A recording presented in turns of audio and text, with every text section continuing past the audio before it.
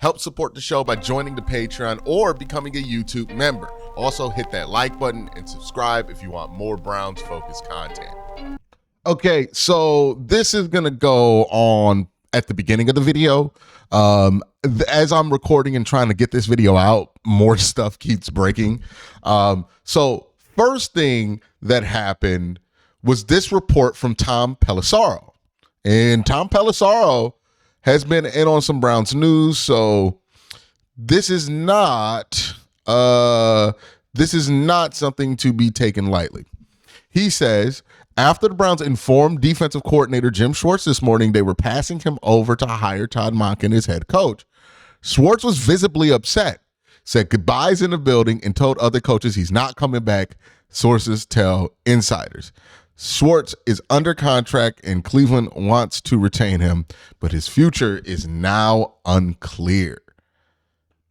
Then he also adds on the 49ers amongst teams that would likely have interest in Schwartz if he becomes available. Schwartz was in the Browns facility the last couple of games in anticipation of being named head coach, but he's already told people that if he were passed over, he was not going to stay.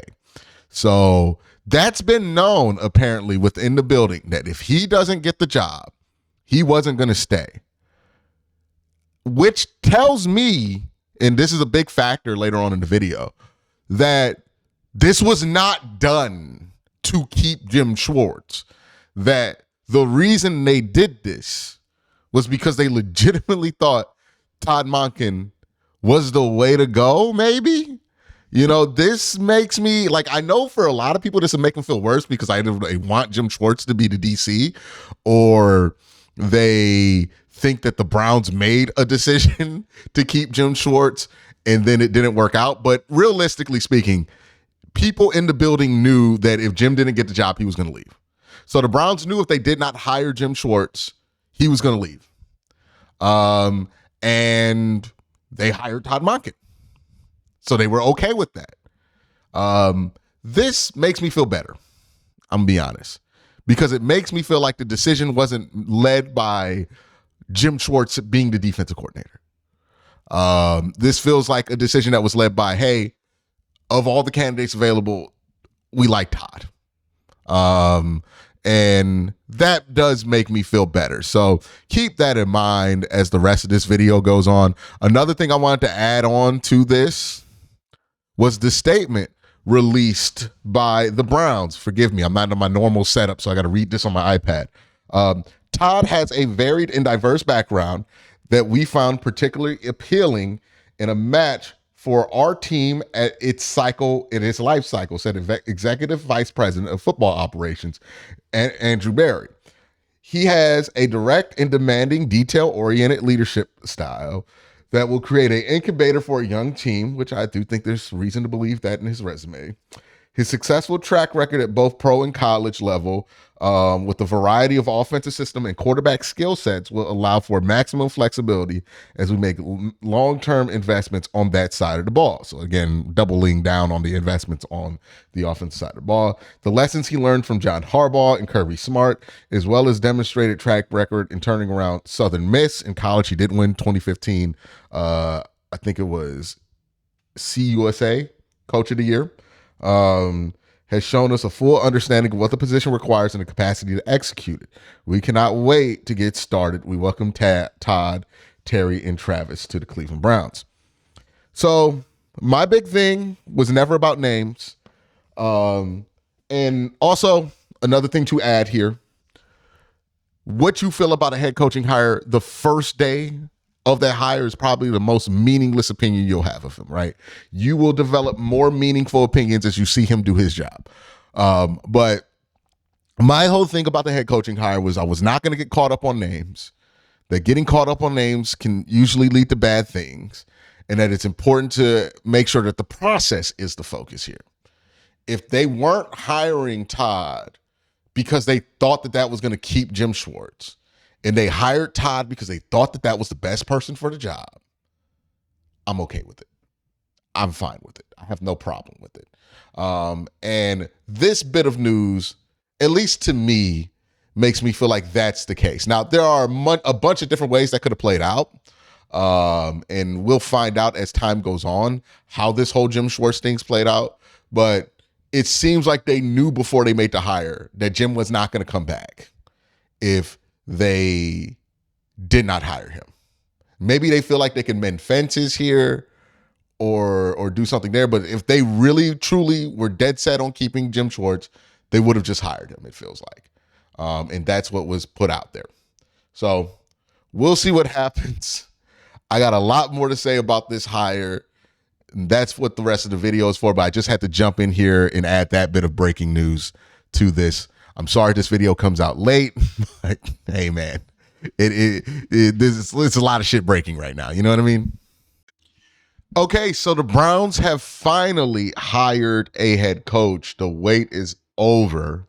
It's been a very long search for a head coach, and today it's been announced by Ian Rappaport that the Cleveland Browns are going with Todd Monken, the offensive coordinator of the Baltimore Ravens. Now, there are going to be a lot of reactions to this, and unfortunately, for reasons that are justified, a lot of the reaction to this hire has nothing to do with Todd Monken specifically. It has more to do about people's concerns about how involved Jimmy Haslam was in this process. Like, that's the number one main overriding concern is Jimmy Haslam. And that is deeply unfortunate because I think when we do start to have a conversation about Todd Monken and what Todd Monken brings to the table, there are a lot of things about his resume that make a ton of sense for the job that the Cleveland Browns are, right?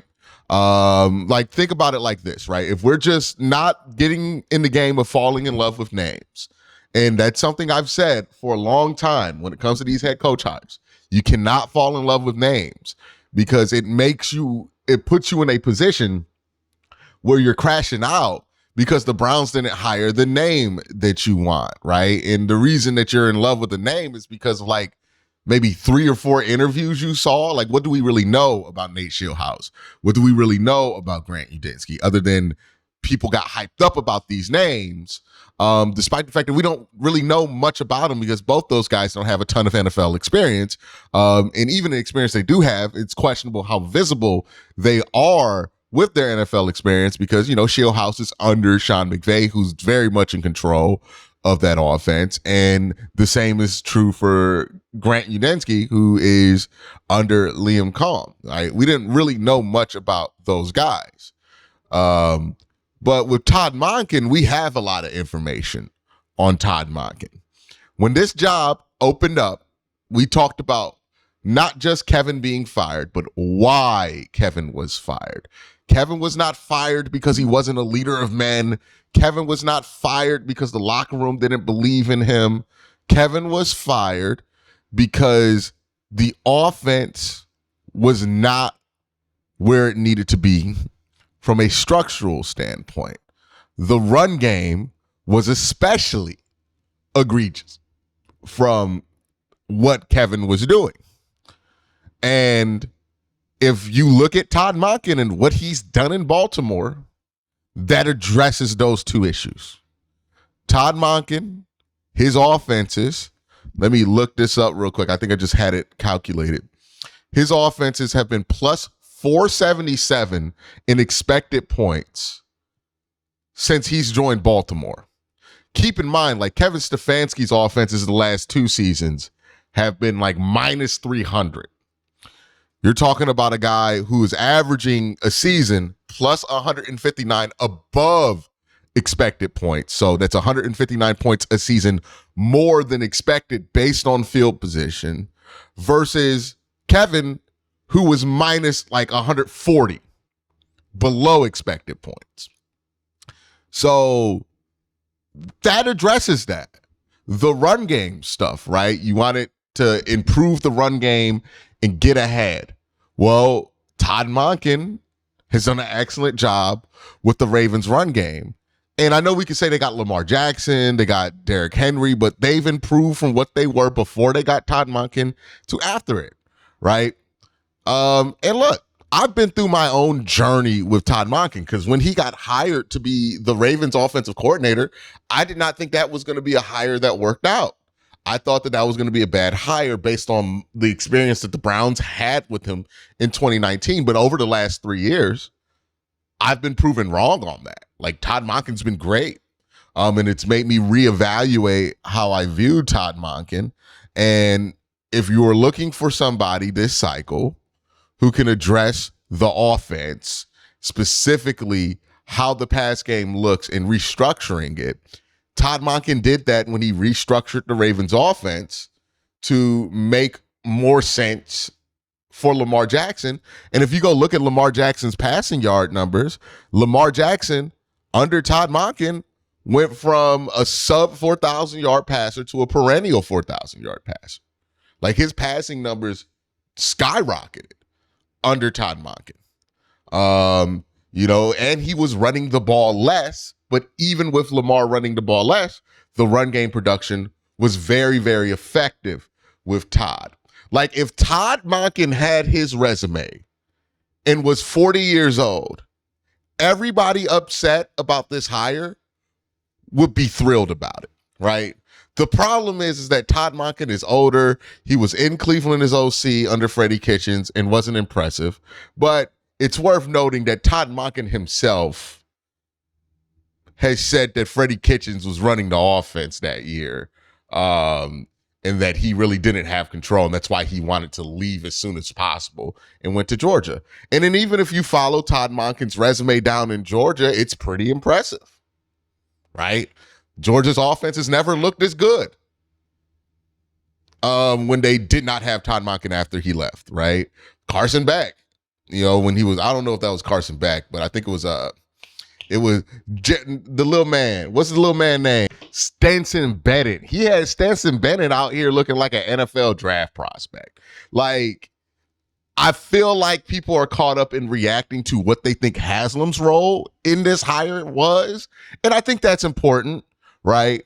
But anybody saying that, like, Monken's resume isn't qualified for this role or isn't good enough for this position, or screams one thing or another, I think that's bullshit, in my opinion, especially when the other people who are in the running were significantly less qualified than Todd Monken, right? Like, if this came down to a game of resumes and qualifications, this Todd Monken makes sense.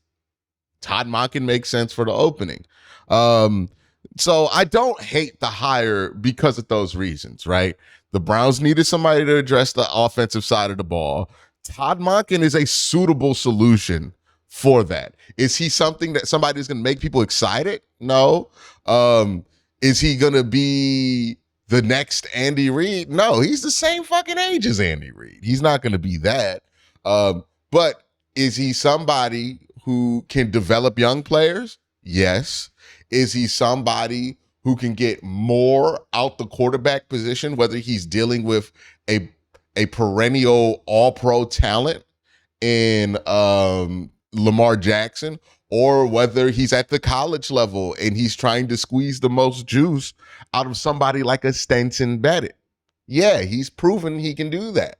Can he put together what is a compelling run game? Yes, he's done that multiple times in his career. That stuff, I like the Todd Monken hire from that perspective. The reason that I don't love the hire, and I'm just kind of in a place of neutrality with it, is because of everything else that surrounds it. And spoiler warning, this was going to taint any hire they made this cycle. Like, once we got to the point to where people thought that there was some friction between what Jimmy wanted and what Andrew wanted, no hire they were going to make was going to make that go away. I was talking to somebody about the Brown situation with Shieldhouse, and I thought they had made a great point, which is, hey, if Jimmy didn't want to hire Shieldhouse, you can't really hire him, can you? Right? Like if this were a situation where Jimmy just did not want to hire Shieldhouse for one reason or another, he is a guy who you're banking on him developing as a head coach over time that's going to have some growing pains. And you can't put him in a situation where the owner wants to fire him whenever he gets a justification to do so. Like that was never going to be successful if that was the case, right? If you hire somebody like Shieldhouse, if you hire somebody like Udinsky, you got to have a lot of patience built into that hire. You know, you got to say to yourself, we're going to give this 4 or 5 years and buy in. And that's the issue, right? Shieldhouse needs a significantly higher level of buy-in for that to work. And as much as we can hate Jimmy Haslam for it, which I think is fair, Jimmy Haslam has not proven to be good at anything football related, and anything he's been involved in has turned into a disaster in football ops. So honest to God, yeah, I get it. But if Shieldhouse were hired and Jimmy wasn't behind it, are we really going to expect Shieldhouse to be successful under those conditions? Like once it became clear that everybody was not behind Shieldhouse, that significantly diminishes the appeal for Shieldhouse to me.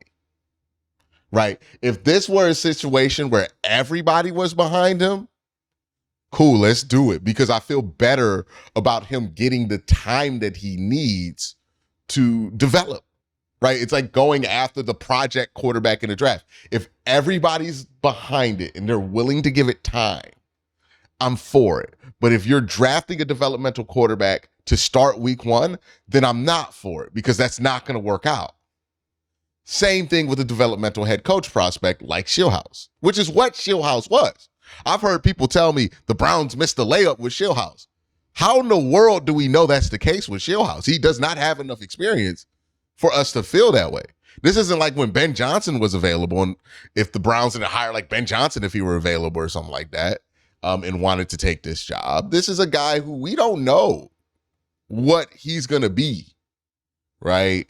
I think there's some optimism, but really ask yourself, what is that optimism built off of? It's not a lot of concrete stuff. He had a couple of good interviews on, the Iowa State website, and that's the clips I've seen rolling around. Like people speak highly of him, but people also spoke highly of other people who've taken jobs that haven't been successful. Hugh Jackson, right?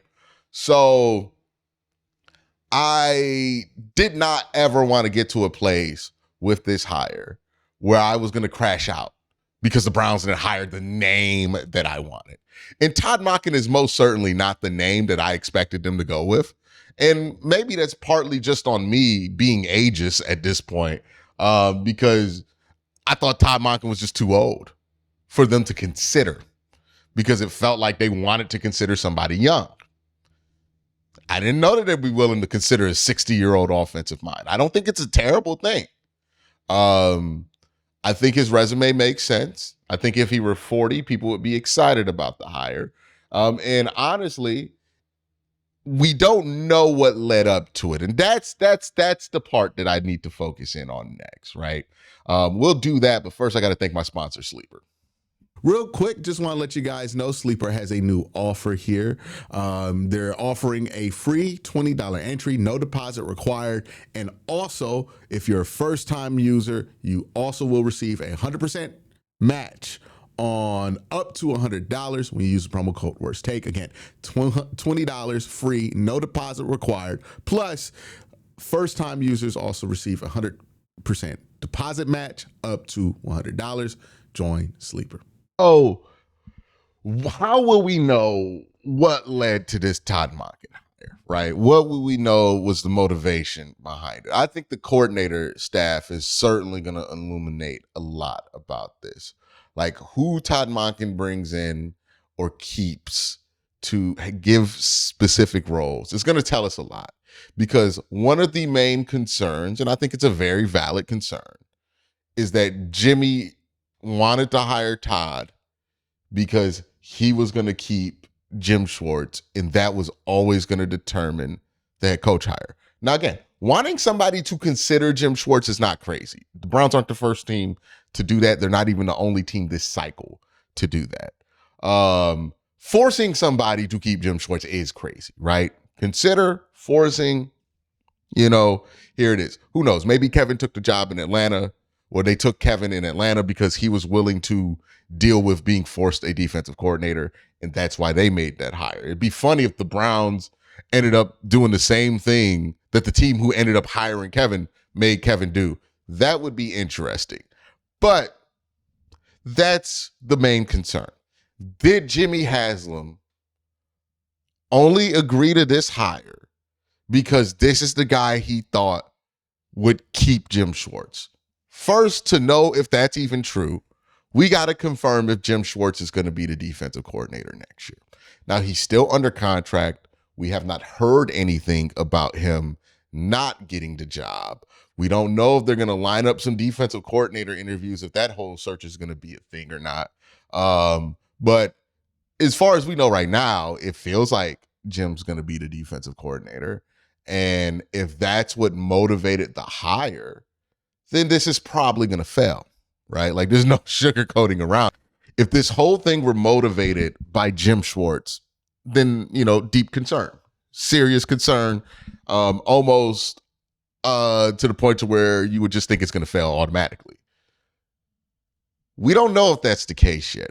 It's heavily speculated, it's heavily rumored that that may be the case. But we don't know 100% if that is the case. Obviously, if Jim Schwartz is not retained, then that pokes a hole in it. The other hole I have in this theory that I do think you got to examine is the Browns thought enough of Jim Schwartz to force whatever they have to keep him, but did not want to hire Jim Schwartz as the head coach. Could Jim Schwartz not have gotten Todd Monken to be the offensive coordinator? Why is it the other way around, where it's going to be Todd Monken as the head coach and maybe Jim Schwartz as the defensive coordinator? That doesn't really track cleanly with the Jimmy forced him to do it because that's who would keep Jim Schwartz. Obviously, that's what people are going to believe if Jim Schwartz comes back, especially. That's what people are going to believe. But, there's a hole there that I don't think has been explained. And I'm waiting to see if there's something that can illuminate that a little bit more. But that's the big question here. Was the process eschewed to hire Todd Monken, or was Todd Monken being hired a result of the process? That's what I care about. And that's why no matter who they hired, I was always going to be concerned after Monday, because it felt like that's when the process broke down, right? When they didn't make a hire Monday or Tuesday morning, it felt like there was a process. That process broke down, and then they tried to pick up the scraps of where that process would be. Whether that ended with them hiring Shieldhouse, hiring Jim Schwartz, hiring Monken, I was always going to be lukewarm on whatever that hire was going to be after Monday, because my big thing was I just want a process-oriented hire. I did not care what specific name that you pick. I just cared that the process is what led this decision. And that's the big concern. Was this a process-led decision, or was this a politically led decision, right? Was this about politics? And when I say politics, I'm not talking about like electoral politics. I'm talking about in building politics, and wanting to keep Jim Schwartz no matter what is a political game. That is a political process, and not a football process. So was this a politically driven process or a football driven process? You know, it could be possible that they weren't blown away by the Shieldhouse interview and they weren't blown away by the Grant interview and they wanted to go young guy. But once it was clear they couldn't go young guy, they went for the guy with the best resume. And that ended up being Todd Monken. That is not implausible. I know people will act like it's implausible. I know the main reaction to this hire will be to shit on it and by proxy, shit on Todd Monken. But seriously, look at his resume offensively and tell me that's not what the Browns have needed over the last 2 years.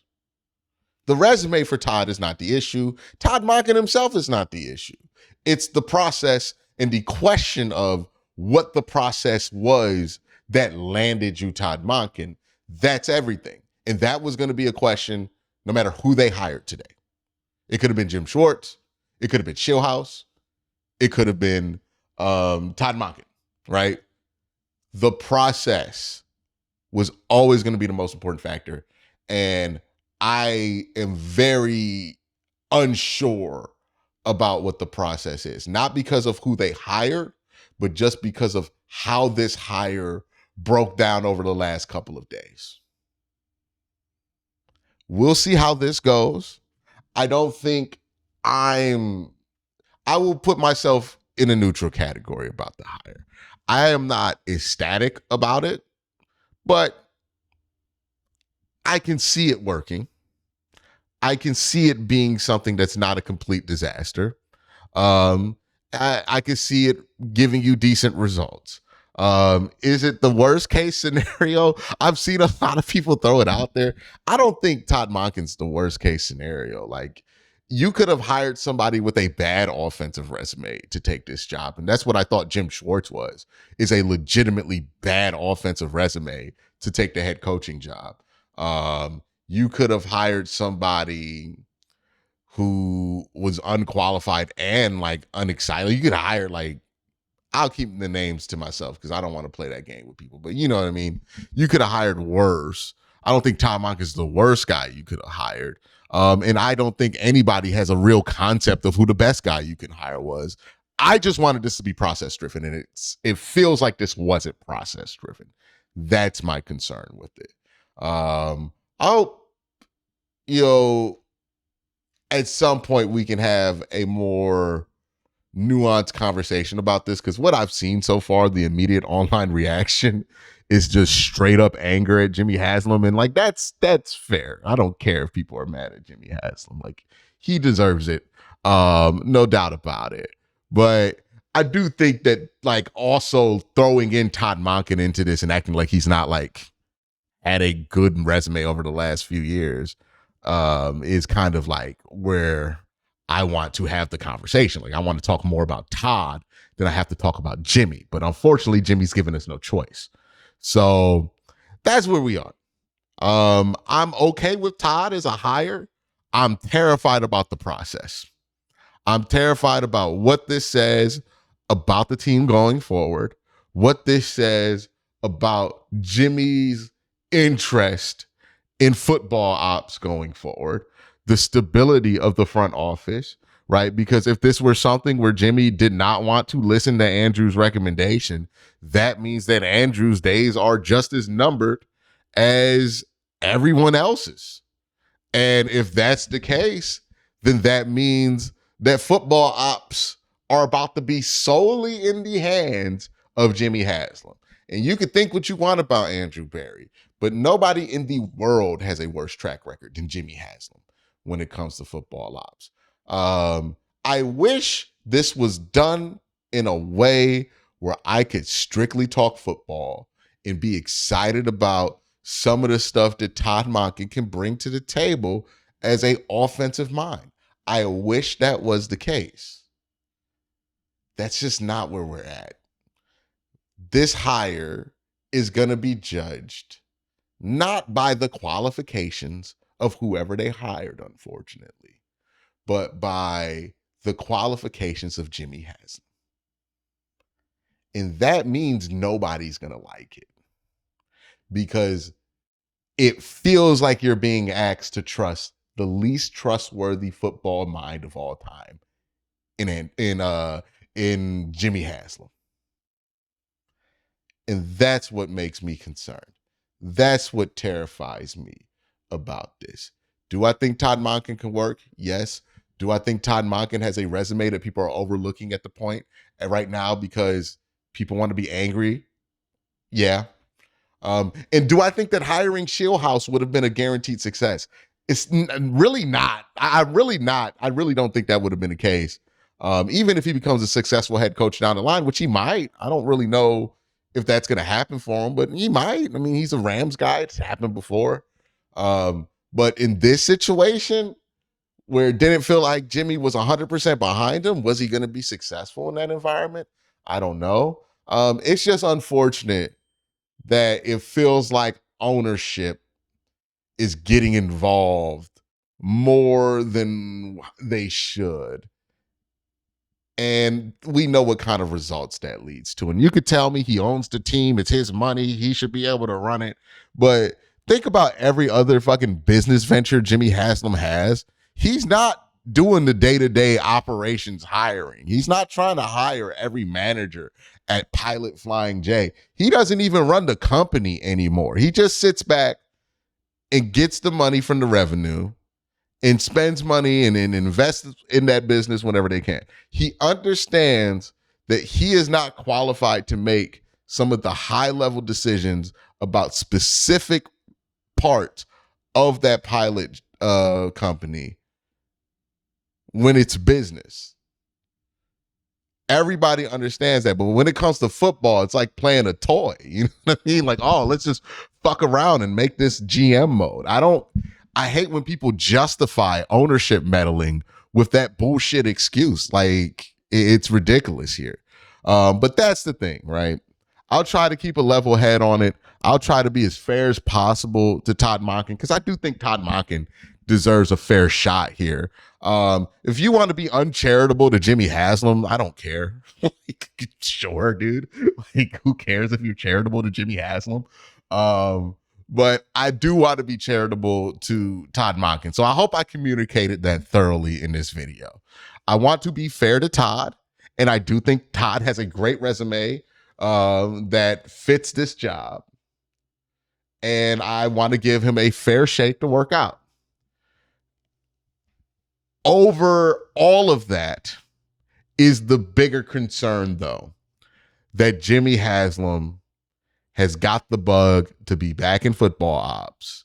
And if that is the case, there is no doubt about where that leads to. Want to thank everybody for watching the video. Y'all have a great day. Have an even better night. Peace.